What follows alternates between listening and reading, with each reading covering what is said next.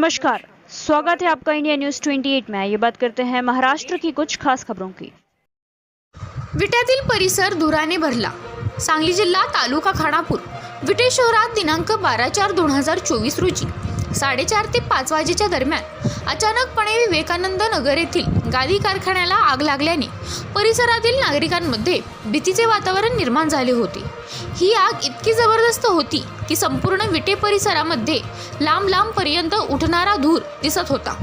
या आगीवर नियंत्रण करण्यासाठी तासगाव नगर परिषद व विटा नगर परिषद या दोन्ही नगर परिषदेच्या फायर ब्रिगेडच्या गाड्यांनी आतोनात कसरत करावी लागली। बघा किती जबरदस्त आग लागली आहे। इंडिया न्यूज 28 सांगली जिल्हा प्रतिनिधी दिलीप गायकवाड।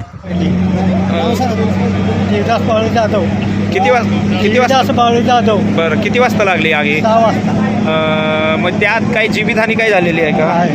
काय नाही। बरं ज्यावेळेस आग लागली त्यावेळेस तुम्ही इथं होता का? तिथं होतो की आम्ही म्हटलं पेटले बायका हे आत होत्या, सुट्टीचे टाइम झाले तर बरं बायका आल्या पळून पेटले म्हणून तर दणका झाला।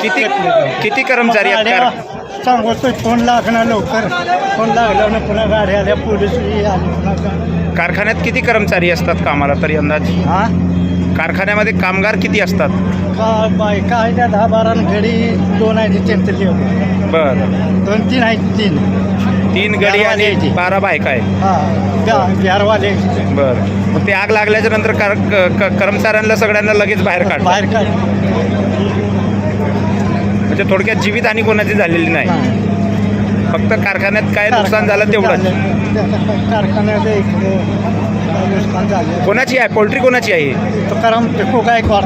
बरं त्यांनी यांना भाड्याला दिली? भाड्याने दिली। कारखानदार जो आहे तो राजस्थानचा आहे। हा राजेंद्र। नाव काय त्याचं काय सांगू शकता? नाव काय नाही, काका म्हणते ते, आम्ही बी काका म्हणते ते नाव।